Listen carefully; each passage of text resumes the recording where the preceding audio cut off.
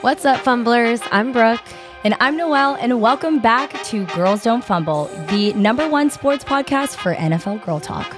We sift through all the stories in football so you guys don't have to, and we have a ton of interesting things that we are covering today. But before we get into it, Noelle, just want to ask how you're doing. Oh, I'm doing all right. Thank you for asking. As you know, well, in case any of our listeners don't know, Brooke and I work together, so we sit literally, I can hold her hand if I wanted to. So we know all about each other's day, but thank you for asking on the pod. I did come down with some sickness over the weekend, and no, it wasn't because of St. Patrick's Day. I actually was cooking at home, and then all of a sudden I fell ill. Oh my God, how jarring. But you're okay now. I'm okay now, yeah. And it honestly, like once you're back into the swing of things at the office, I felt a lot better being around you and like our team. We love our team. Mm-hmm. I have that effect on people, so. Yeah, of course. Our clients got us wrapped around their finger, but other than that, day was great. How was yours? My day was simply fabulous. I feel like I really hit a stride when it comes to Wednesday. Like Monday, wanna die. Tuesday, wanna die, junior. Wednesday, I'm back, baby. Yeah. I'm in full swing. My week starts on Wednesday, so I'm good. Today's Wednesday, by the way, everyone. Yeah, today's Wednesday. We probably won't post this until not Wednesday. It will probably be a Thursday or who knows. To add to that, I will say, I feel like every day is Sunday scaries for me, unless it's Friday or Saturday. So Yep, 100%. Unless I am literally living for the weekend, I'm not living at all. Yeah, we're weekend warriors. I hate that saying. Anyways, well, welcome back to episode 2. If you were around for episode 1, we kind of did a quick Super Bowl recap, some off-season storylines. And on today's episode, we're going to be breaking down free agency and some of our favorite kind of like headlines from what's come out in the past week. There's been a ton of news. Unfortunately, we won't be able to cover everything today, but these will be some of our favorites. In addition to that, we'll also be talking about, what some of our favorite NFL socialites are up to, because obviously they're making big headlines, and we love to see them thriving outside of off the field, Yeah, they got time on their hands now. They don't have to be somewhere every Sunday. They're like, let's go to Cancun. Let me get out of the country. Let me be an influencer, and we will be covering all of it. Yeah, welcome to Cancun. That's my favorite. Okay, well, we will I guess, kick things off with free agency. Before we dive into some of our favorite storylines, I think it's really important to kind of just share with our listeners what we know about free agency, a little bit more about salary cap, because a lot of those terms kind of get thrown around a lot. And if you are a little bit new to sports and football, they are important to know. We're not going to go too in the weeds with this. Like, this is just like quick hits, so you have a general idea of what's going on within the NFL world. So to start off, wanted to chat about what is free agency. I know that's like a big question. If you don't know what it is, like, what is it? Hopefully we'll know now. Essentially, a free agent. I'll start with a free agent. A free agent is essentially a player that no longer is no longer under a contract for a team. So. Worst case scenario. No, so did he money? Where's the money? Where's all his pros? So did he get cut or what happened? No, he didn't get cut. Okay. Essentially, like, let's say I graduated from USC, which I totally didn't, but I graduated from USC and the Chargers, they picked me up. I have a 1-year contract for, $5 million as a rookie wide receiver.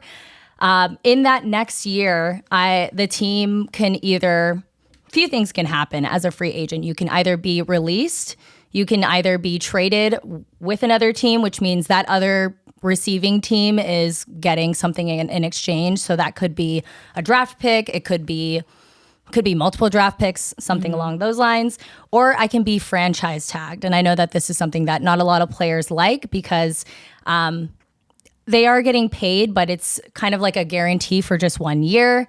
However, if you're a player, you kind of want a little bit more. You want like guaranteed money over an extended amount of time, right? So there is a little bit of that in the NFL, and a few players were franchise tagged. So I think that covers like the 3 basic avenues that you can go down. Of course, there's more, and I'm sure there's a lot of nuances that we will not be discussing today. yeah, but I think that covers most of it. Anything I missed? No, I love that. And I feel like the reason players don't like franchise tagging, because when I first heard this word, I was like, oh, that's such a great thing. Like they want to be part of the franchise. But like you mentioned, it's only for 1 year. Yeah. And so players, because their lifeline or their timeline in NFL is so short, like if you're 30 years old, you are ancient in the NFL. So they want these long contracts that give them more stability. And when players just have 1 year contracts, like they have to just play their asses off every single game and like have to negotiate again when the season ends.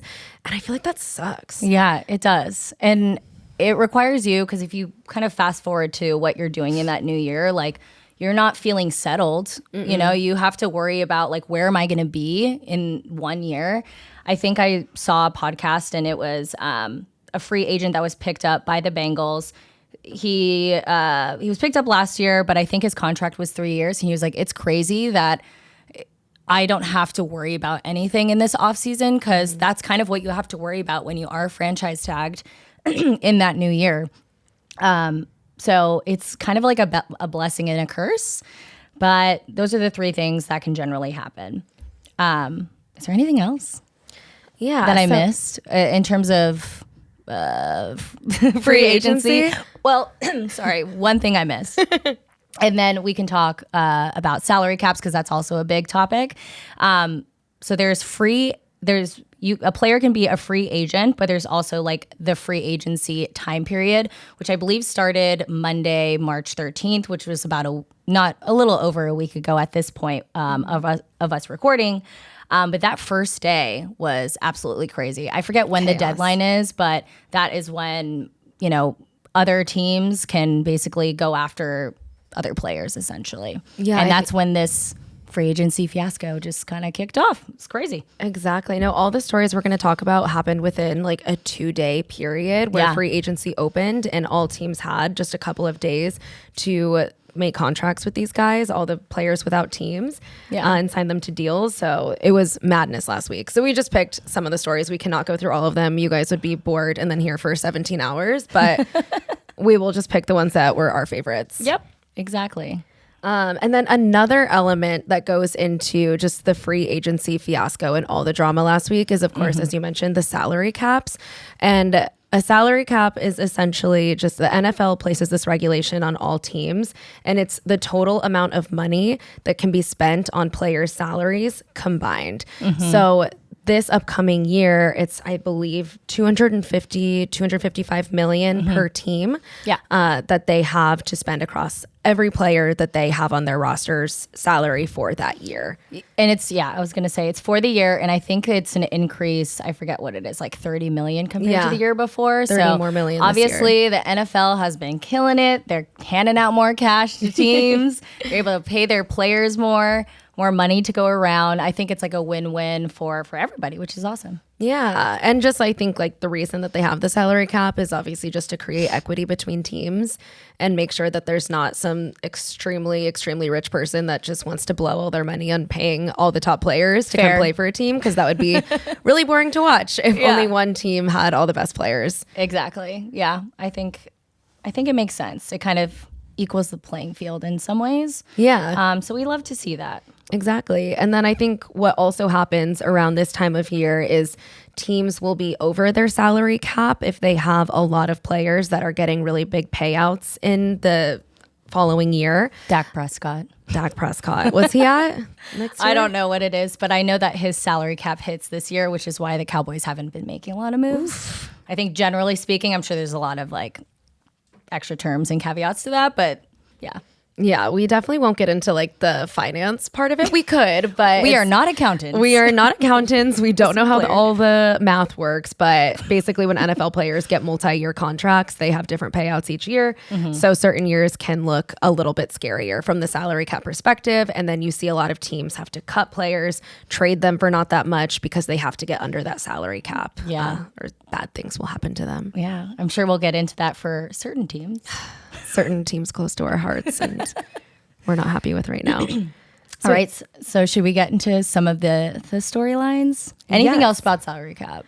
No, I think we gave you guys a ton of background to hopefully just help you understand the madness of this week. And then we picked 6 of our top trades contracts that we liked from last week. And we'll kind of do a little bit of a overview and deep dive into each of those. Yeah. And I will say, I know we like kind of touched on this already, but like over the span of the week, the tea has been piping hot. Oof. And like, if you think that the NFL or football doesn't have any drama, guess again. Guess again, baby. Again. It's reality TV mixed with drama, mixed with hot men. Yes, who are very talented and athletic. And rich and and can run super fast, catch the balls, do not fumble, by the way. Never.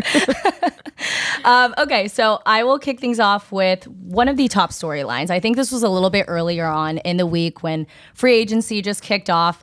As we all know, there's been a big shift with a lot of quarterbacks throughout the league. And one of them recently moved down south to the dirty south. Kirk Cousins. Oh, Jesus. Hello. Kirk Cousins officially moves on from the Minnesota Vikings, and now he is on the Atlanta Falcons.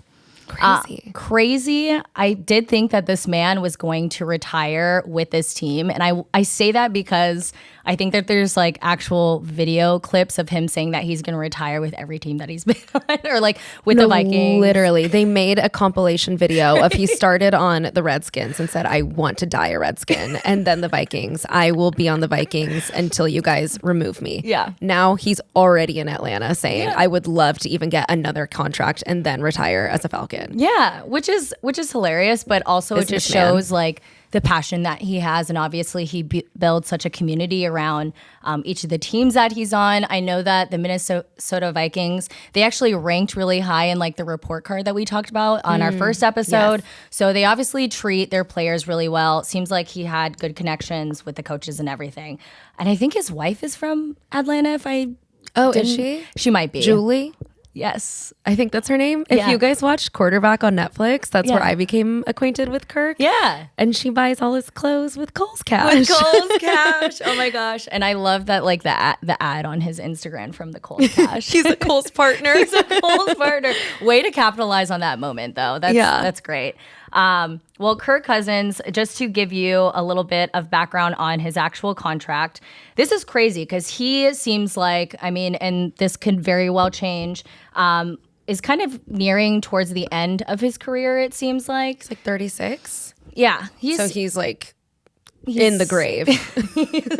He is 6 feet under. No, I'm just kidding. No, this man ain't done yet. The man, the myth, the legend. He signs a 4-year contract with the Atlanta Falcons, $180 million. And I think $100 million of that was guaranteed, which is crazy money. Unheard of. Yeah. I did a quick look at his contracts, kind of dating all the way back to when he first joined the NFL, which was in 2012, I believe.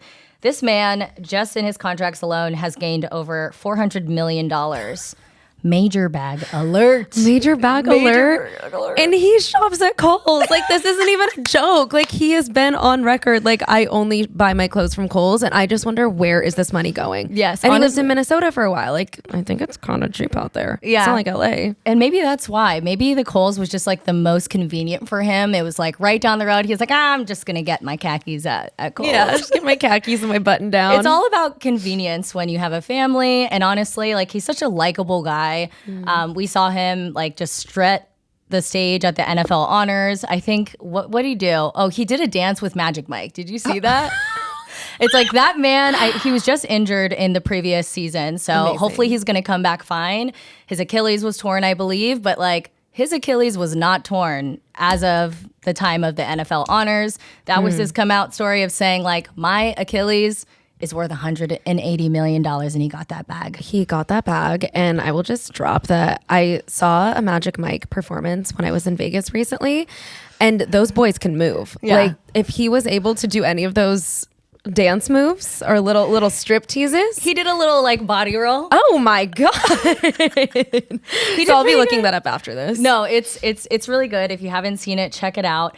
Honestly, I think like major props to Kirk Cousins for getting that bag.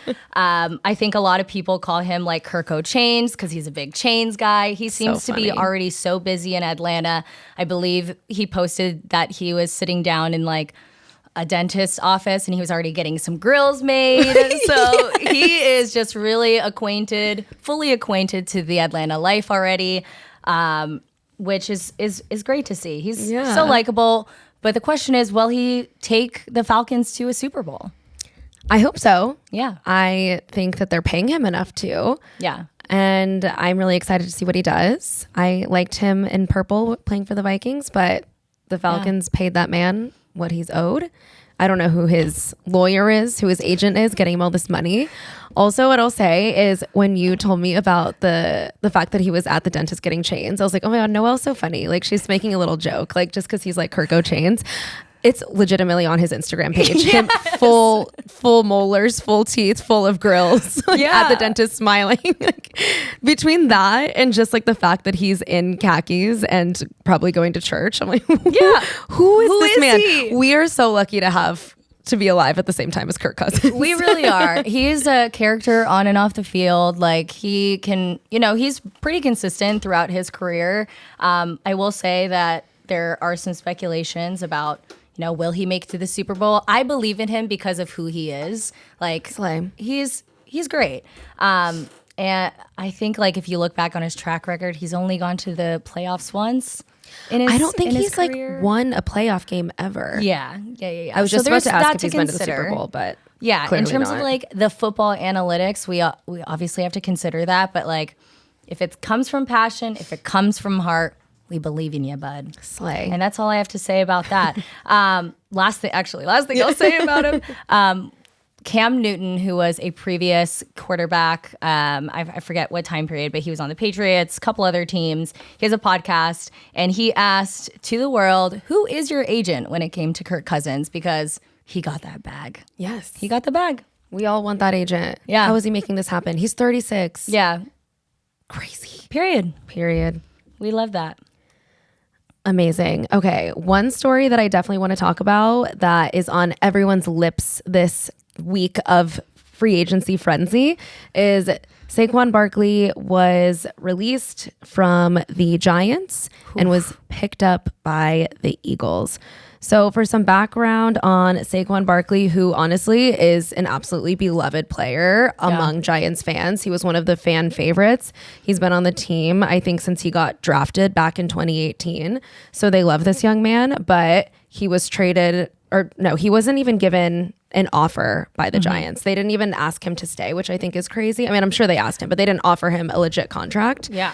He went in an interview and was like, they didn't even give me like a chance to stay, basically. And then the Eagles came in with that bag. Yep. He got a $38 million deal across 3 years, I think, which makes him one of the highest paid running backs in just NFL right now, NFL history, which is awesome. Something also interesting is that the Eagles are a rival of the Giants. They're in the same division. So that means they're going to be playing twice next year. Giants fans are going to not be happy about this, but got that bad blood. Got that bad blood. I know. I feel like that's really the tea. Whenever there's any kind of like movement between divisions, like you can tell that like sometimes some of the like former teammates will call them out and be like, say something sassy to the players. It's crazy, but well, it's funny you mentioned that because that did happen with Saquon Barkley. An old Giant, a retired man. His name's Tiki Barber. He was a running back his entire career for the Giants. He was on a podcast, and actually this is crazy because this has gone so blown out of proportion. When I first saw the headlines about this, I was like, oh damn, like he's really mad. He's taking this very personally, like quiet down, old man, you've been retired. Like let this man get his bag where he can. So there are headlines saying Tiki Barber says Saquon Barkley is dead to him and he's angry. I listened to the clip on the podcast and he's joking, which is strange because every headline right now all around the story is like talking about how crazy it is that he's dead to him. But he's like joking it, kind of saying like, ha ha ha, Saquon, you're dead to me. Like, don't talk to me. Joking. I think Saquon didn't hear the podcast, but he just saw the headlines. And he took it upon himself at that moment to respond on Twitter. So he doesn't even know the full context of the story. And he says, like, you're the prime example of loyalty, because he retired. I think it was like not seen as a great move when he retired. I don't know the full story there, but he was basically like, I wanted a deal. I wasn't given one. I had to secure the bag. And he later had to delete the tweet. So that's crazy. Yeah, okay, so trauma. similar thing happened, and I think there was a player, he's on defense, moved to the Bengals, used to be a former Raven.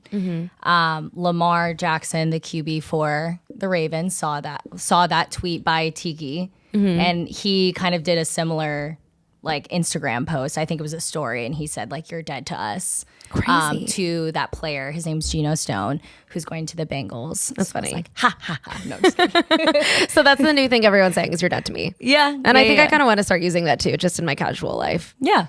Like, oh, you don't want to hang out with me on Friday? Dead to me. Period. You didn't text me back? Dead to me. Yeah. Didn't answer my call? Guess what? Dead. To me. Love the drama. See, and this is what we're saying is that the NFL is drama. Yeah. We need that energy in life. These are men tweeting at each other, starting a Twitter fight in 2024. And it's funny because like, if he was saying it jokingly and then just to see it without any context in text, I'm sure that's happened to you when like someone has said something to you in a text and they're like, damn, they're kind of being mean to me right now. And like, oh no, I didn't mean it that way. Yeah, I was just joking. like kind of said it or whatever.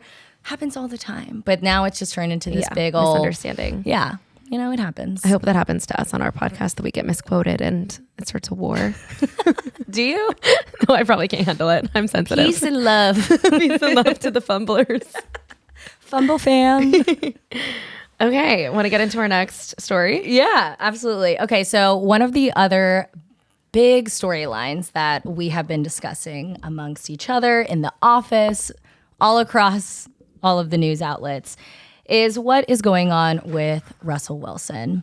And what we know is Russell Wilson is now part of Steeler Nation, which is insane. Crazy. There's a lot of moving parts to this because as we know, as of today, and from my speculation online, it does seem like he will be the starting quarterback for the Pittsburgh Steelers. What that means is Kenny Pickett is out. We'll get to that. What makes this a little bit more, I guess, hairy in some ways is Mr. Russell Wilson had a big contract with the Denver Broncos they needed to pay him out on, and they didn't. They released him kind of halfway through his contract, and I think that's one of those caveats where like doesn't normally happen, but I think that they had beef and they said goodbye a little earlier on than when his contract was supposed to run for. And so I think the Denver Broncos had like some crazy like $30-40 million that they still needed to pay out Russell Wilson on. But what that means is for the Pittsburgh Steelers, they kind of have leverage in that sense because they don't need to pay him as much. So his contract, I think it was just for a year long, was actually just like $1 million, $1.2 million, which is actually lower, if not about equal to what backup quarterbacks get. Which is insane because it's like superstar Russell Wilson. For whatever reason, Sean Payton, the coach of the Broncos, hated this man. Yeah. Like cheated him out of a bonus at the end of the year and then cut him. Took one of the biggest just cap hits. They still have to pay this money to someone that's not on their team. Yeah. And so that is just subtracted from their salary cap. And they are just sacrificing that money because they don't want to work with him that badly. I think I just know who my fumbler is now, but I won't say it. But totally. I mean, like, that's totally just dead cap space that they have to pay a player that isn't on the team anymore. So that is a big miss on the Denver Broncos, but we're happy for Russell. Obviously, he's made some magic at the Seattle Seahawks. He was a little up and down with the Broncos, but he comes into a Steelers locker room that is very tough. They're physical. My team, the Cincinnati Bengals, they have to play and face this team usually twice a year in the regular season. They're a tough team. They have a great defense. I think that the Steelers are kind of on the hunt for who their next franchise quarterback is. So with that in mind, they did also bring on another QB who's, I believe, will be the backup as of now. Who knows? I don't know if they're going to fight for their spots. We'll see. Justin Fields has entered the chat and has entered the Steelers locker room, which is crazy. Tell us a little bit about where Justin Fields came from. Justin Fields is coming fresh out of Chicago. They call it the Windy City, right? They do. It's windy. The tea is piping hot. There's lots of drama. No, I don't know if there's drama in that locker room, but I'm hoping things work out for him. It obviously didn't with the Chicago Bears. I think a lot of people, from what I've researched, have a lot of opinions on whether it was the weapons he had around him or whether it was a him problem. But I do think it will be good to have a little bit of that dynamic of working with Russell Wilson. It does kind of sound like, obviously, he is has been a starting quarterback for an NFL team before. So this man is very competitive. And who knows, he might be having the mentality of like, I'm fighting for that QB1 spot. Yeah. And we might see a little bit of a showdown during training camp. Who knows? I would love that. And I feel like Justin Fields has some negative energy coming out of the Bears team. There was some drama in the offseason where they weren't being completely transparent. They have the number 1 draft pick, which always usually means they will get a quarterback, the best quarterback that is available. So that was kind of what everyone was speculating the Bears were doing. They were not communicating that to Justin Fields for a very long time. He just unfollows them on Instagram one day. And of course, that is everyone's business now. Yeah. So people asked, I think he was asked in interviews, like, why'd you unfollow the Bears? Like, are you not going to be their quarterback next season? And he was just like, oh no, like, I'm just taking a social media break. It's fine. Like, it's like, if you're talking to a girl, you don't have to follow her on Instagram. Like, first of all, excuse me. Excuse me, but men have followed me for much less. I think he was definitely just trying to get out of it. And yeah, like you said, he didn't have the weapons around him. He wasn't set up for success, but they finally did make the cut. And I think, we all kind of saw that one come in with Justin Fields. And he's only 25. So they're getting him for cheap. I don't know exactly how much, but like you said, they're probably sending him on to like a backup quarterback position. Yeah. He's 25. Russell Wilson's early 30s? So he has the potential to kind of overtake him, maybe not next season, but if Russell starts struggling, Justin Fields will be right there to be put in. Yeah. And like I said, they are entering a very tough Steelers locker room. I'm sure that they will be very welcoming. They're under the leadership of Mike Tomlin. We actually saw the Steelers when they were in town in LA. Remember? We did. We saw them we went play to a against the Rams game. And not only is that locker room very tough, but their fans are intense. They're super loyal. They got the terrible towels. Yes. These yellow towels, they traveled to LA with their little yellow towels, and the entire SoFi Stadium was just filled with these fans waving their towels around. So if you guys are Steelers fans, I'm honestly jealous because I love a passionate fan base. Yeah, of course. And it's not fun to play the Steelers because their fans will be showing up and showing out. And looking at the competition that they have to face, the Steelers are very good in the AFC North. I think they're 5-1 as of 2023, of the 2023 season. And they finished the season over 500, it's pretty solid. It means that, they're going to come back stronger than ever in the new year. And last thing I'll say about this story is obviously they're with one person in, one person has to leave. It actually wasn't just one person. It was a whole like QB sweep in the Steelers locker room.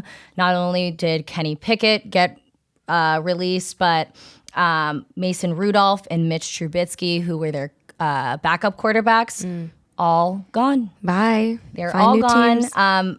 I did not research where the two backups are or if they have a home as of now, but Kenny Pickett did find a home, happy to join the Eagles in the city of brotherly love. I believe this man is from somewhere in the city of Philadelphia, Pennsylvania. Yeah. I think that there was like a photo of him in like an Eagles jersey back when he was younger. Oh, so that's cute. It is close to home. It's obviously in the same state. We're happy for him, and hopefully things work out and he'll be under some great leadership with Jalen Hurts, and we'll be able to learn a lot.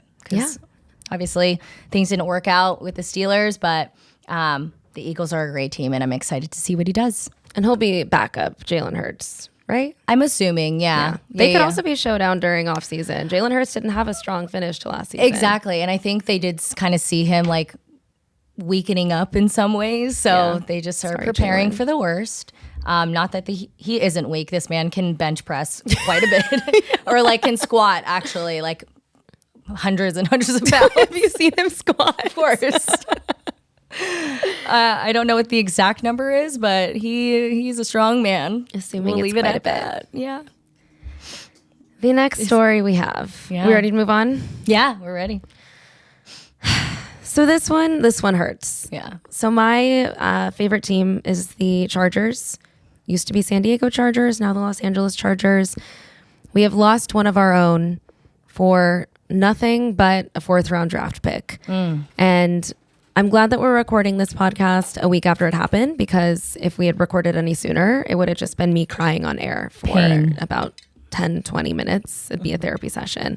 But the story that I'm referring to is Keenan Allen, a wide receiver for the Chargers, has been a Charger since he was drafted back in 2013. So he's a lifer at this point. Oh. He has made known on multiple occasions that he would love to retire a Charger. He's one of the OGs, probably one of the only OGs left from the San Diego days.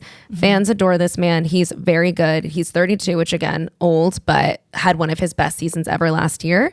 So you would think he's got to come back, right? Yeah. Wrong. Wrong. He got traded to the Chicago Bears just again for a 4th round draft pick. This was very shocking, but going back to talking about the salary cap earlier in the episode, the Chargers were one of the teams, if not the top team, for being so far over the salary cap that they had to make some serious cuts. I think Keenan was due over a $30 million contract next year. Yeah. And they actually had 4 different players, not including Justin Herbert, the quarterback, that were over $30 million in their contract. One of them was released.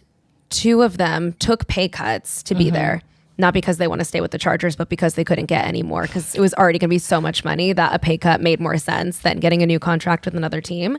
Right. And they approached Keenan to restructure, to take less money. Yeah. He said, no. I had the best season of my life. Why would I have to do that? And honestly, a king who knows his worth. This is why we all love him. Exactly. And I mean, can you imagine getting a salary and then halfway through your, I don't know, let's say you've worked there for 3 years. I know for Keenan Allen, it was longer. Your boss tells you, hey, we're actually going to pay you, I don't know, 20, 30% less. And we want you to work just as hard, if not harder, because obviously you're a little older, but like, you know, we love you. Yeah. Are you going to stay? Hell no. Hell no. Honestly, any player that decides to leave, like you're doing the right thing for you, for your family. Like we stan Keenan Allen for this decision. And like, obviously we want him to be here with us here in the in Los Angeles. Keenan, if you're listening, come back. Baby, come back. Let's try to. Okay. No, I get it. And I feel like so much of what we're learning during the offseason is that so much of the NFL, it's not like, of course it's a team sport, of course they want to win, they love the boys they're playing with, but so much of it is just money and it's business, and teams will cut you, so you kind of have to, like, I mean, same with our jobs, is like you have to just always be looking out for yourself above anyone else. He doesn't know how many years he has left. He could get injured and then not make any more money, so he has to get the money where he can. And obviously, like, as fans of the sport or for specific teams, like, you think, I know, in like your fantasy land, that like, oh my gosh, they really love this team so much that like no matter what the circumstances are, they will stay. No, they want to get paid. They don't care. They even asked him when he was doing his first press conference with the Bears of like, was this an emotional decision? He was just like, no, literally it's money. No, my heart did break into a million pieces watching that. And we don't have to talk about that now, but it's all money at the end of the day. What another thing that is interesting, like, well, it is all money. I was looking into this, and Patrick Mahomes actively restructures and takes pay cuts every year, basically, because he's obviously the best quarterback in the league. He's owed the most money, but he hasn't been paid out at that level because he wants to be surrounded by a very, very good team, so he can win. They won back-to-back Super Bowls, so it's working. Yeah. But also Patrick Mahomes is like, he makes so much money with like the State Farm deals and everything else he does. Like he doesn't need that salary. Like he will get paid eventually. Yeah. But I just thought that was really interesting, and I wonder if any other quarterback like would consider doing that to have somebody to throw to. Yeah. I mean, did Justin Herbert do that? No. And we stand Justin, and so my dad is a really big Chargers fan, so of course I called him as soon as I heard this information and was like, why didn't Justin restructure? How could he? Yeah. He loves Keenan Allen. It was literally his favorite receiver. And apparently with how Justin's contract works, he's only getting paid $7 million next year. He's signed to like a $260 million contract, but just $7 million next year, and then the big payouts start after that. Interesting. So okay. Our king didn't want to have to live on $1 million for a year. Like, honestly, he's not a peasant. Yeah, no, and that's totally fair. That's their money, but like that does show the character of Patrick Mahomes. Not like his contract was, I think, one of the biggest across all quarterbacks, at least. Up until Joe Burrow walked into the room, I think he's like right up there with like the Herbert and the Mahomes. Yeah. I don't think that his like salary cap or like his big payout happens until this year, maybe next year. So we'll see what he does, because once Jamar Chase's contract kind of runs out and he's going to be a free agent, like some things may need to happen, but I'm sure that they're already making decisions with that in mind. Very interesting. Very interesting. So much tea. So much tea. The last thing that I will say on this is, with the Bears drafting or getting a contract with Keenan Allen, they also signed another running back from the Eagles, DeAndre Swift. They already have a very good wide receiver in DJ Moore. So they are building up this kind of offensive powerhouse. Yeah. 100%. And at the same time, this adds to the Justin Fields drama, because they're getting this amazing like Avengers of offense team together. Some people are saying like Keenan Allen and DJ Moore could be one of the best wide receiver duos if they're both healthy and performing. 100%. And the fact that they didn't do any of that for Justin Fields and simply just skirted him away. Well, the Caleb Williams #1 draft pick of quarterback is not even confirmed. They are just already building him a team, which I think is wild. I know, it's mean. I feel bad for Justin Fields. I know, I do too. I believe Justin Fields, I think that his class of like when he graduated from college was 2021. Okay. He's only been in the league for 2 years. But in that same class, surprisingly, and in fact, checked me on this because I could be wrong, but I'm pretty sure I did the due diligence. But in that same class, Justin Fields, Mac Jones, and Zach Wilson were all kind of in that. Men who deserve better. Men who deserve better. We got to give them a chance. I do feel like they, like the NFL is so quick to like, if something isn't working out, they're like quick to move on to the next. Yeah, like we hate you guys. Yeah, there isn't like the coaching, and like maybe that's exactly what these guys need, but like obviously they want to see the results. So it's a business at the end of the day. So we get it, but get these men some lessons or some coaching, you know? And we're not normally in like the business of feeling bad for men, but some of these baby girl boys, we have to. Sometimes you do feel like the soft spot for them. Yeah. 100%. All right. What do we have next? Yeah, the next story is over and back to the NFC North side.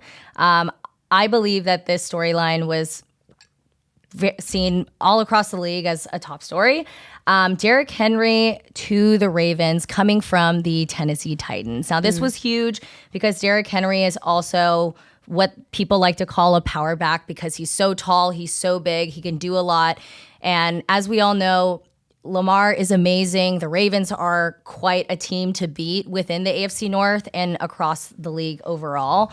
But Derrick Henry just kind of adds that extra element of like a spiciness to the running back room, but also like to kind of partner alongside of Lamar. I think Lamar has like crazy stats for like just rushing last year. And I'm sure that trend kind of looking back in the past years is similar, but Derrick Henry is definitely going to be a force to be reckoned with alongside of Lamar and Mr. Harbaugh himself. Another Harbaugh in the room to worry about. Johnny boy. When it comes to his contract, he's signing a 2-year, $16 million deal. I believe $9 million of that is guaranteed. And obviously, Derrick Henry has a ton of accolades. He has been like a 2-time All-Pro, 4-time Pro Bowler. He's won Offensive Player of the Year. He's one of the top rushers in the NFL for multiple years. So he will definitely be someone that I want to keep my eye out on whenever the Bengals are up against the Ravens, because they're scary. The Ravens are a scary team. Yeah. And the Ravens have been consistently one of the top teams in the NFL for rushing yards and for just running the ball. Yeah. Lamar Jackson, their quarterback, being a huge part of that, because he is like talked about as like probably one of the best athletes in the NFL, just period. Like, not only can he throw, he's running around. People are forgetting to guard him. He's just down the field. There he goes. Running. He's a track star. Yeah. He did actually used to play track as well. I mean, it run shows. Track. He played track. He plays football. And so I think bringing one of the best running backs in the league onto their team, like, I mean, they're just going to run the ball and they're going to continue their dominance as such a strong running team. Yes. And I'm scared. I'm scared too. Will they beat Mahomes though? No, I have hope for my Cincinnati Bengals, okay? But they will be up there. Definitely a force to be reckoned with. I will say on the human side of Derrick Henry, so when he dropped down in the Baltimore city of Baltimore, this man is swagoo. He really is. Love. He is like... He dripping. His outfit from head to toe. I think I saw a video of him going into the facilities of the Baltimore Ravens, and he had this collab. It was like Gucci, North Face, just like full snowsuit. It was amazing. I loved it. And then when he had his official press conference to announce that he was on the Baltimore Ravens, he was wearing a purple pantsuit, blazer. Not a pantsuit. A pantsuit, or like not a tracksuit, but like like a suit, right? A suit, yes. No, he looks so good. He looks really good. And obviously the team is excited. The coaches are excited. The city of Baltimore is singing his praises, as we all are.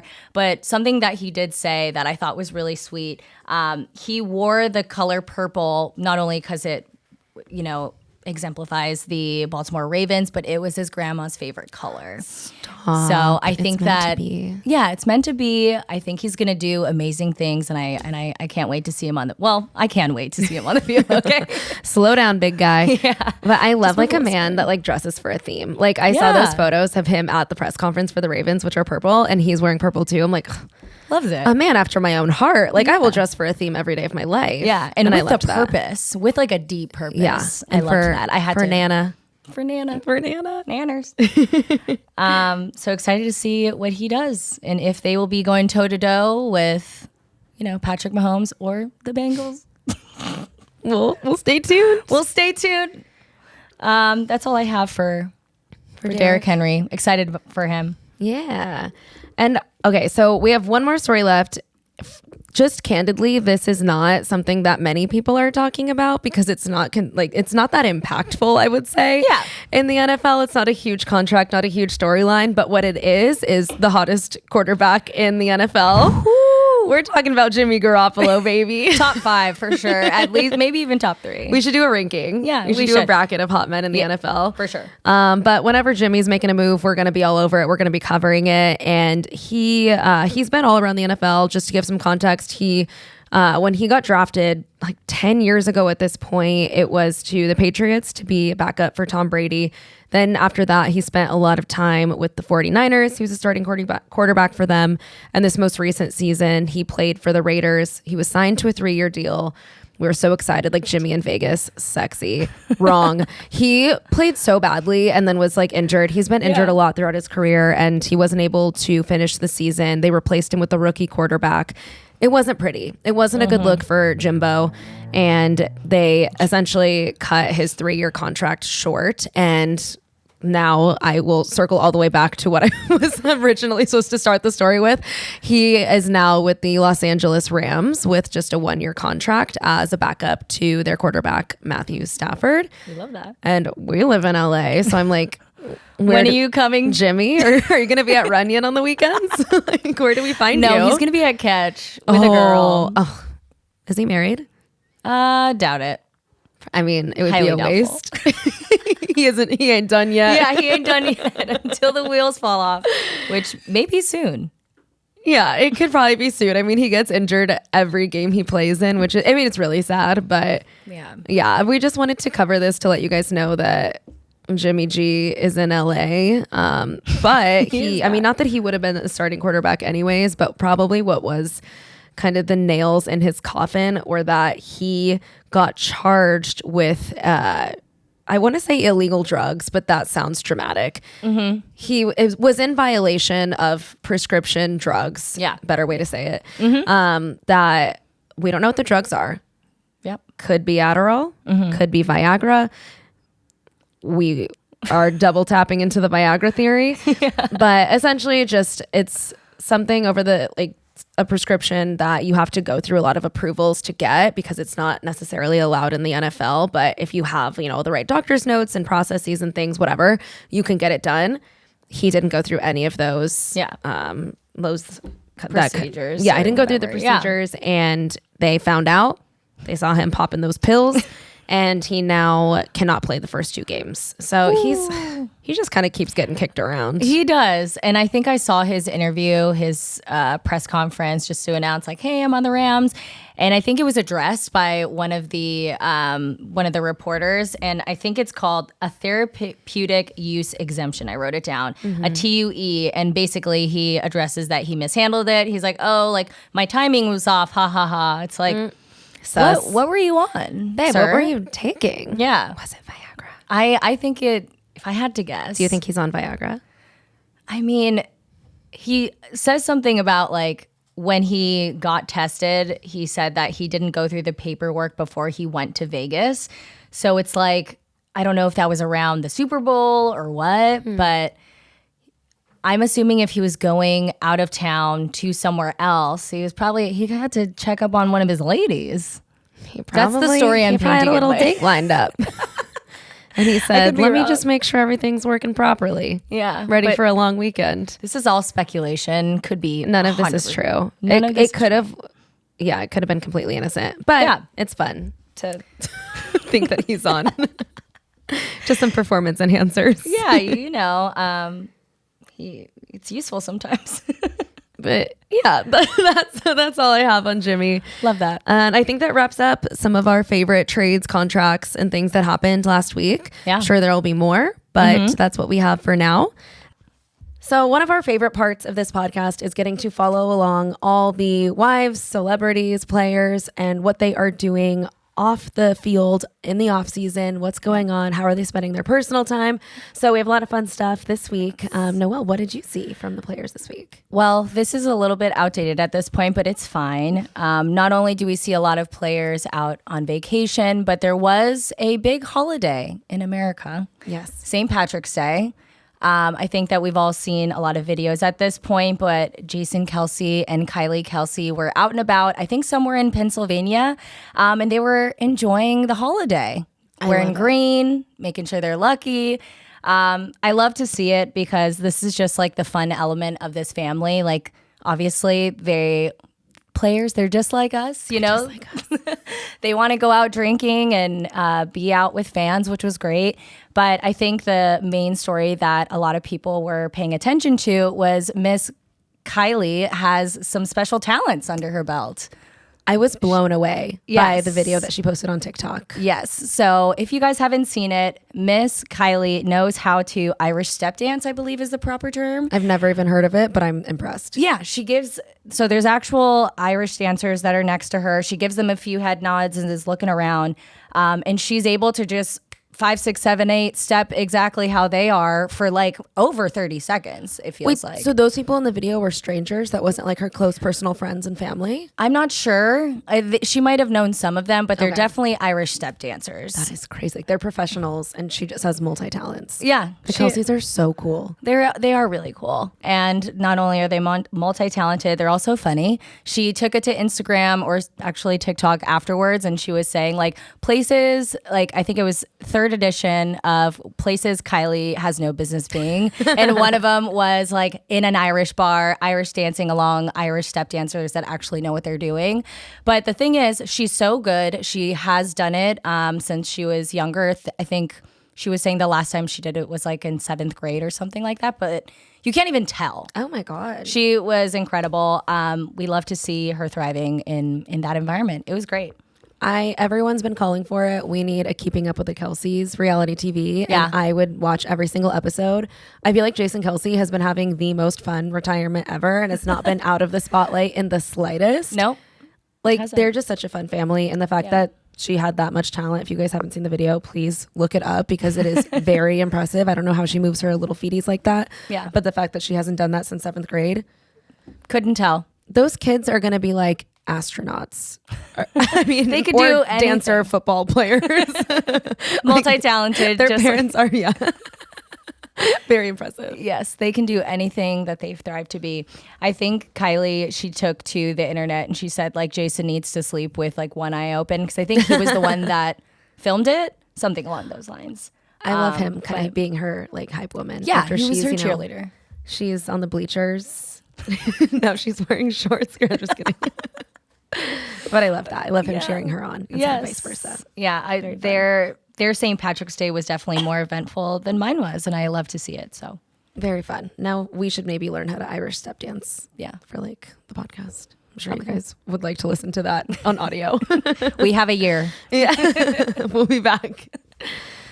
Awesome. Another big thing that happened in this last week were Patrick and Brittany Mahomes attended the Kansas City Currents, which is the name of a women's soccer team. The Currents had their first game this season, and it was really exciting because they actually were debuting a brand new stadium, which was the first stadium of its kind, $120 million, seats about 11,000 people, big stadium.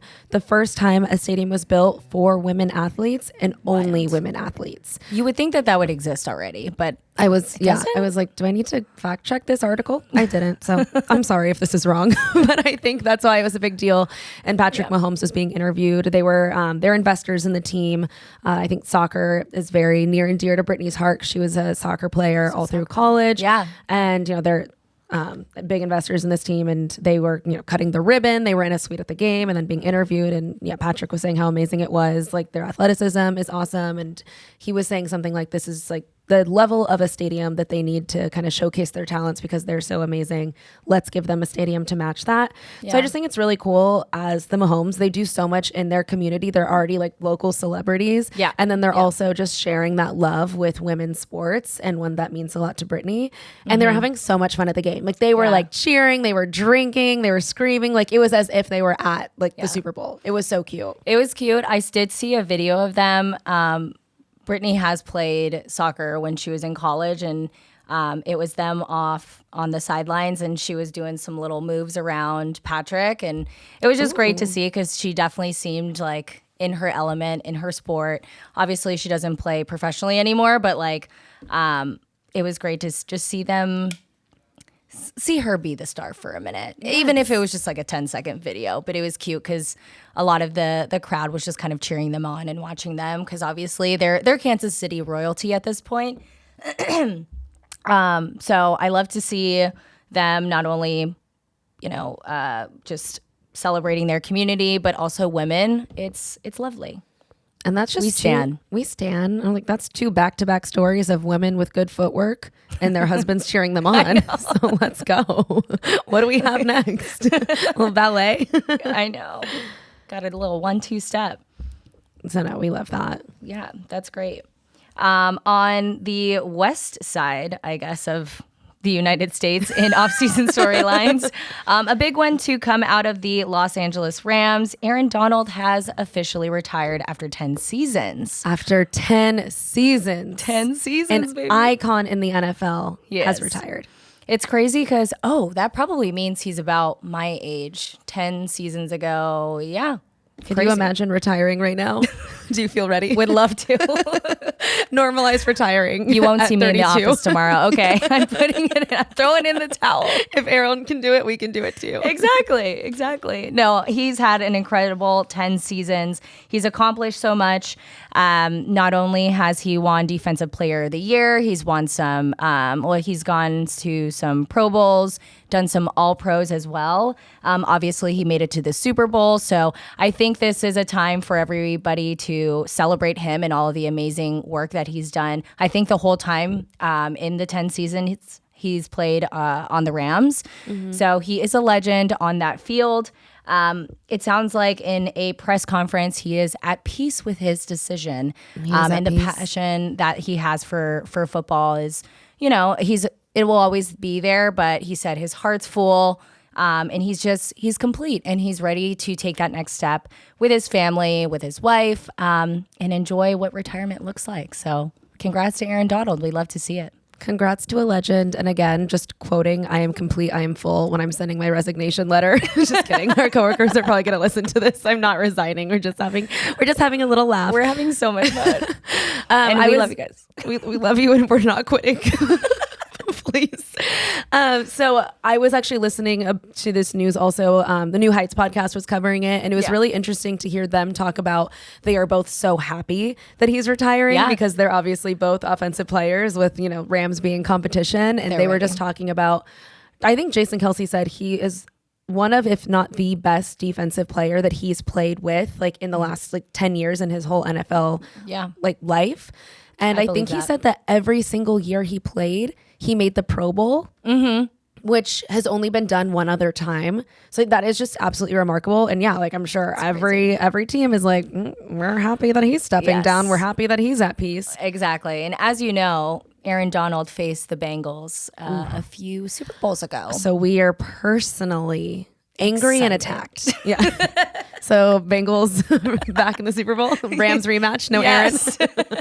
It will happen. No, I feel like I saw a few headlines and it was like quarterbacks rejoice because he has retired, and Kyler Murray took it to the internet and he said thank God. Yeah. So people are excited, but we're looking forward to seeing what he does next with his family. Maybe he'll take it to Hollywood. The world is his oyster. The world is his oyster. It's crazy. I know that this isn't possible because you have to be in such good shape for football, but I wish there'd be a way for him to just be like, I'm going to step back for a year or two, but I'll be back. Mm-hmm. Kind of just as a warning, don't celebrate yet. I'll be back. But I think he is probably going to enjoy not having to work out and play football every single day of the week. So happy for him. Happy for our king. Retirement at 32. What's he going to go do? Live at a senior home in Florida? Go to Boca? Going back to Disneyland. Truly. We love that. Yeah. Some more news from another football legend. Brock Purdy, quarterback of the 49ers, got married on March 9th to his now wife. Her name is Jenna Brandt, now Jenna Purdy, in Des Moines, Iowa. So they met actually in college at Iowa State University, and Brock was on the football team. He was the football player. Jenna was the volleyball player.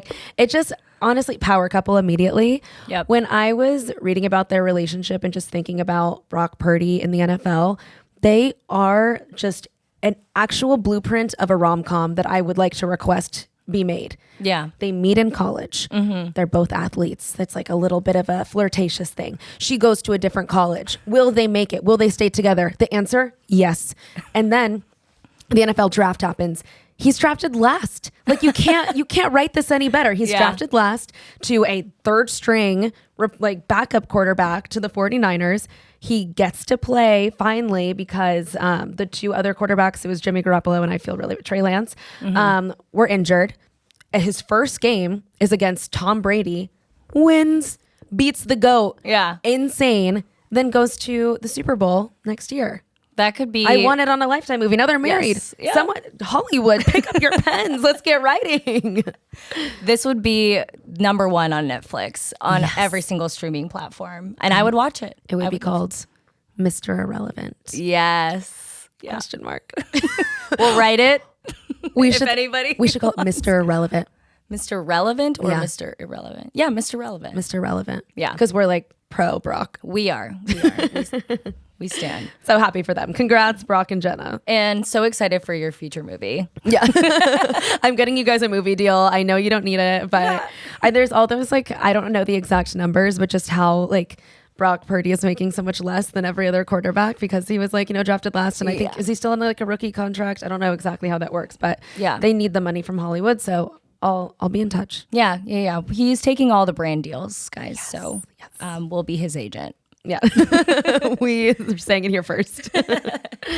Amazing. And in other quarterback news, I think that one of the things that we love to watch is some of the relationships. We saw Brock Purdy get married. Now we're seeing some love continue to flourish. It's not a wedding yet, but could be. Things are brewing. Josh Allen and Haley Steinfeld have been seen in multiple cities at this point. International. They're in New York. They're in Paris, the city of love. So lots of tabloids and paparazzi just following them around. Not much to say here other than they're enjoying themselves in the off season. It looks like they're going to a lot of dinners. I believe they were seen at some after parties for Paris Fashion Week. Paris Fashion Week. I believe they were at like a Miu Miu after party, which is great. So he's really in the scenes. Obviously, she's a celebrity. And she's super talented. So she, he has that rite of passage with her now, where they get to be seen out and about, like in that A-list celebrity lifestyle. And I love to see it. He's obviously a super sweet guy. I saw a video of them getting out of a van. He goes first and someone in the crowd's like, "Hi, hey Josh." And he's like, "Hello." Just like so sweet and genuine. So he he handles the paparazzi really well, and it seems like he takes care of her. He like opens the door for her, grabs her hand, and it's really sweet. It is a love story I want to continue to invest in.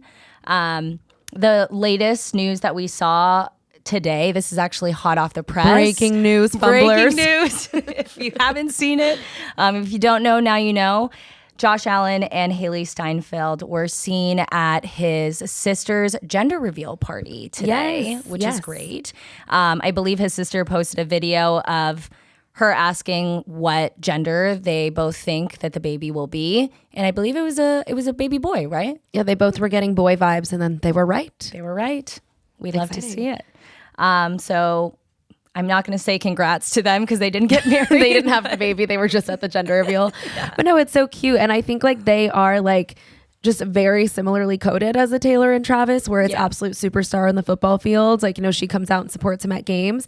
And now he's getting to kind of live the celebrity lifestyle, going to Fashion Week in Paris. Yeah. Oh my God. Did you see the tweet/video where people like are saying he posted, I ripped my pants on Twitter or on X, and no other context. I don't know if it's been deleted. I didn't see the exact screenshots, but there's all these headlines of, did Josh Allen rip his pants? I'm like, I am clicking into that article. And there was a video of them getting out of a car, and like she's like, coming out looking fab, and he's coming out with like his jacket tied around his waist and like he looking really timid. And then he tweets, I ripped my pants. So I think like, why are we speculating? It's happening. Yes. I bet you those two go hand in hand. That is hilarious. Very cute. I haven't seen it, but that's some news. That's some news about my corporate. Yeah.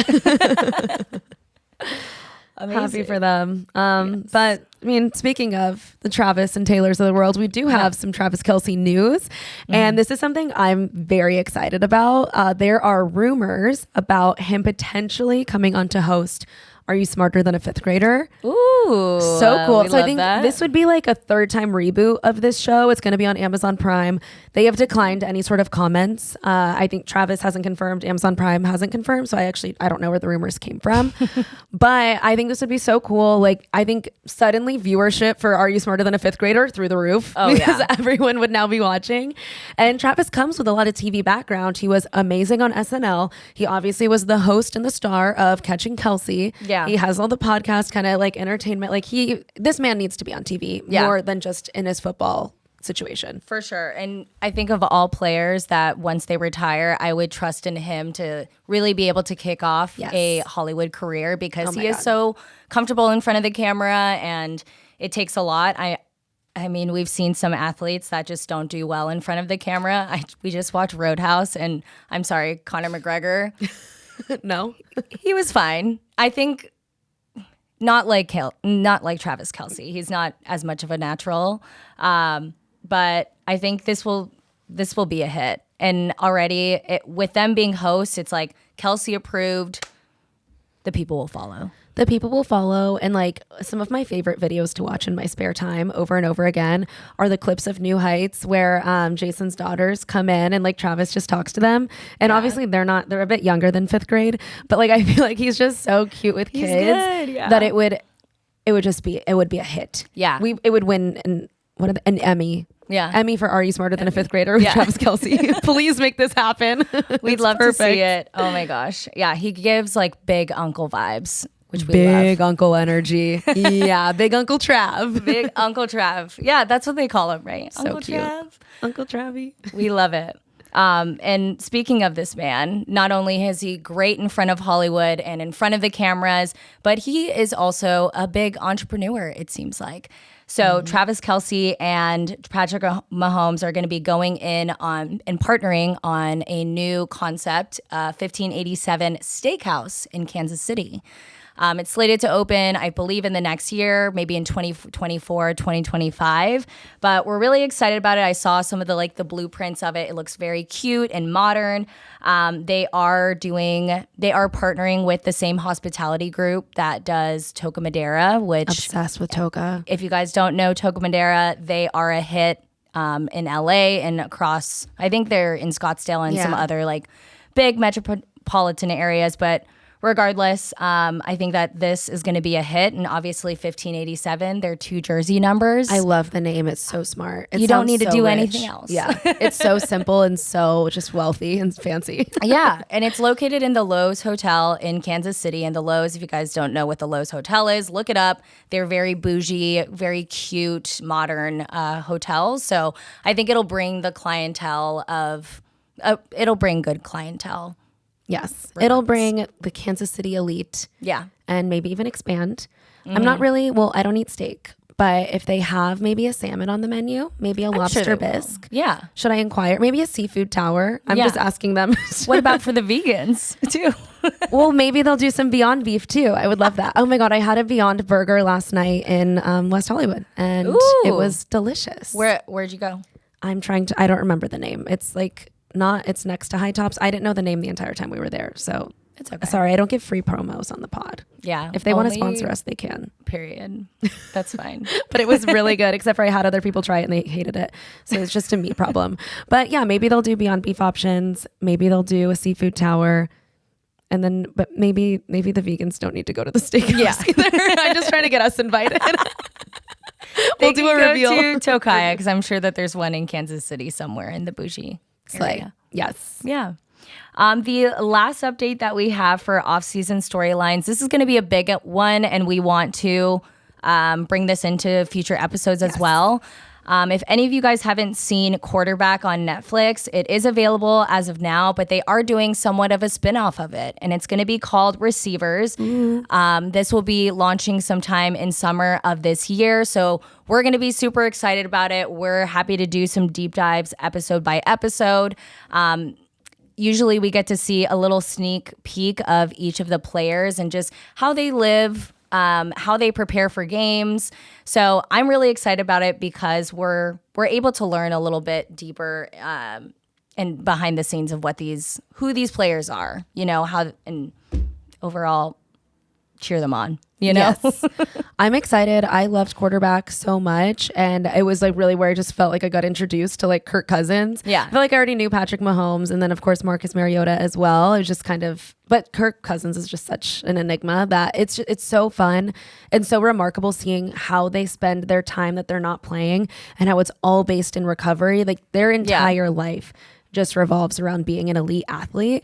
So I'm really curious to see how these receivers train. I know we have some wide receivers, some tight ends that are going to be featured. And yeah, I think we were talking about doing some segments in the podcast where when new episodes come out, we can recap them for you guys. We can all kind of watch together, make it a little watch party situation. Yeah, and it also just makes it so much more fun. I think it's releasing over summer, you said. And so I think it is so much more fun watching the football games when you feel like you know the players. Yeah, exactly. And it just gives it so much more of a human element, which we love. So that is going to be awesome to binge that before football starts. Yeah, exactly. And we have said for future episodes, like, as you mentioned, there is that human element of what makes this sport so special. And I think the reason why a lot of us will root for, certain teams or even players is because we do have a little bit of that backstory of the person that they became to get to this point and all the sacrifices that they needed to make, their families, because there are some really touching stories of how people got to where they are, and we're just excited to cheer them on. Some of the stars that will be in the upcoming Receivers show will be none other than Justin Jefferson, George Kittle, Devontae Adams, Amon St. Brown. So we have an action-packed, agenda here with this. We have a new good show. Cast coming up. Yeah, we're excited. Cast. We are very excited. Looking forward to it. Yay. So that is just one of the things that you can expect to hear from us. And now we're going to go into our next segment. So we will introduce you guys the segment of the show. We're obviously called Girls Don't Fumble. You guys are our fumblers. Woo. So every week we will each have a player of the week. So someone who did really well, things are going well for him or her, and a fumbler of the week, which, maybe they made a bad play, dumb decision, embarrassing moment, hot gossip, and we will see who we have every week. Yeah. So should we start with player or fumbler? Let's start with player. Okay. Let's start with a positive, and then we can go to fumbler. Okay.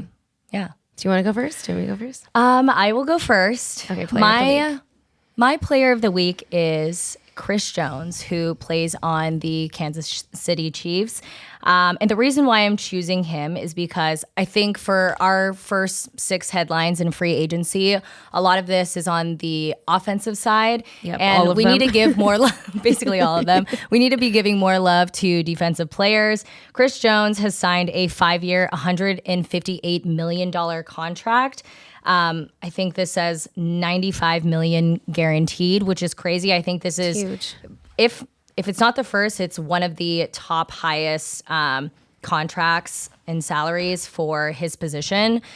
So major shout out to him. I say player of the week, but this is like major bag of the week too. Major bagler. Ooh, I like bag of the week. Yeah, at least in terms of free agency. I think that he's won big. And again, that man cannot be stopped in games, and I'm scared of him as well. So shout out Chris Jones. I think Travis Kelce calls him Stone Cold Chris Jones. Love. Cold Chris Jones. So I'm glad. I like that one because, as you mentioned, we only talk about the offensive players. They're the ones that tend to get all the love. So can't forget our big boys on the other side of the field. Yep. Especially going to work for the Chiefs. Yes. And now, Brooke, who is your player of the week? So my player of the week, this might be seen as controversial because he's not in the NFL.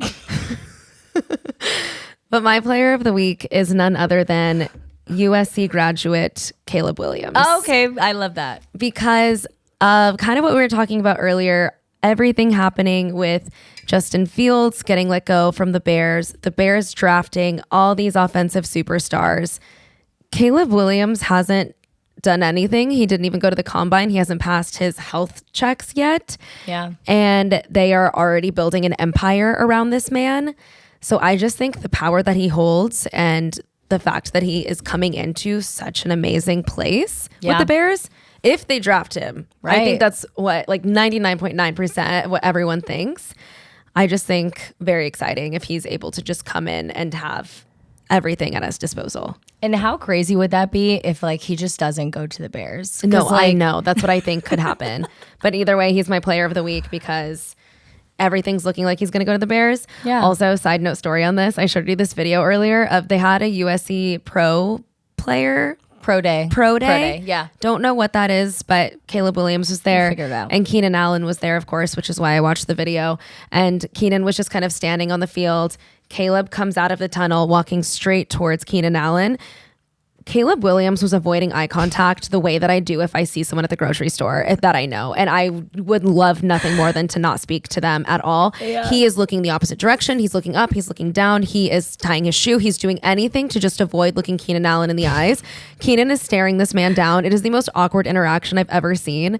And finally, I think Keenan called over to him and was like, hey, Caleb. Couldn't ignore it anymore. No, exactly. He was probably like, why are you being weird? Like, I'm here dressed in full Bears glam and you're embarrassing me. Yeah. So I don't know if that is like, he doesn't want to go to the Bears because he's like, oh God, there's someone in just a little Bears outfit trying to talk to me and I don't want to talk to him. Yeah. Or maybe he's nervous. Maybe he's starstruck. Yeah. I was thinking that, or maybe he knows that if he like dabs him up, he's like, what's up, man? Then people will speculate, oh, they're definitely gonna be boys. A little dirty. Like, yeah. So maybe they just he wants to keep it like very like a wall between them, which honestly builds the suspense even more. We are all waiting for draft day. And I'm also just curious, like, why he was there. Like, why Keenan Allen was there. I'm trying He's to wearing see. like glasses, like reading glasses. Yeah, like he looks like he could have been someone's father. Yeah, I'm trying to see if he went to USC. I'm not sure. I don't know. It doesn't look like it, but all that to say, you know, he supported him no matter what, but maybe that's also why he was there. I think he was there because the Bears want to draft him and they were like, this could be your top receiver. Go meet him. Yeah. Crazy. Okay. Love that. Okay, fumbler of the week. Fumbler of the week. I thought long and hard for this fumble of the week, and I changed it a few times. Changed it from a player. Maybe it was a team, and it all just led back to one, and it was the Dallas Cowboys. Not making a single move. They are frozen in time. No, you know, I say that they are my fumbler of the week because free agency has been such a fiasco. There's been a lot of moving parts. We've seen a lot of teams just kind of building from the ground up in a sense and almost revamping their entire offensive line or offensive side of the ball, defensive side, whatever. I do feel like the Cowboys, we haven't heard much from them, and I believe it's because of Dak Prescott's contract. And I think he is owed a lot of money this year, which means they don't have a lot of leverage to go and pay out players. So I know that I believe that they have to pay out CeeDee Lamb this year as well. So big key players that they want to keep in the locker room, but they also need to pay their QB1. So they are my biggest fumbler of the week. Would love to see more, but also we still have the draft. So we'll see what kind of moves they make then. Yeah, I completely agree. I love that. It's not often we're talking about the Cowboys as big losers, but no, this week they are. This week they are, and honestly, they're very up and down usually. So they're going to be back up very soon. Yeah, I'm sure. We'll see how Dak performs next year too. Exactly. Okay, who is your fumbler of the week? Well, my fumbler won't come as much of a surprise, but obviously with the Chargers losing Keenan Allen, I had to put them as my fumblers, the Chargers. Fair. I hate you guys. It's like when you're like mad at someone that you love because they not only let go of Keenan Allen, they let go of their other wide receiver this week. Mike Williams is now going to play for the Jets, but they released him. They didn't get anything for him. So the Jets get to pick him up at about 15 mil. Chargers get nothing. Chargers only get a 4th round draft pick for Keenan. And Justin Herbert has no one to throw to. It's like all those comments that are like Justin Herbert out here throwing to CVS employees. And my dad sent me a video that was like, this is Justin Herbert next year. And it was like a meme or like a video of a guy like throwing a ball down a field and then running down the field, catches the ball himself. So their only wide receiver basically is their draft pick from last year, 1st round. And no offense to Quentin Johnston if he's a listener of Girls Don't Fumble, but he sucks. Oh no. And I'm not seeing the vision right now. And I'm disgruntled and just a personal problem. But right after Keenan Allen got traded, the power went off in my apartment. Oh. So I was just sitting in darkness, sad. So they're my big fumble of the week. Yeah. My power's back on now. Yeah. Yes. It's a week later. I'm happy it is. I'm glad you've been able to make it to work every day. We survive. Oh man. I love our players of the week and fumblers of the week. Those were good ones. Those are good. Yes. We'll be back with more next week. We will be back with more players of the week, fumblers of the week. I believe on our next episode, we'll be discussing a little bit more on the drafting combine. Yes. So I think that's it, right? Yeah, that wraps it up. And then we got the draft coming up next month. I'm sure there will be so many more news stories and headlines that come out next week, and we will be covering all of them for you guys. So thank you for listening. Thank you for being fumblers. We love you all with our whole hearts. Unless you're a hater or Quentin Johnston. Just kidding. I love you too. Get out. Bye. All right. See you later.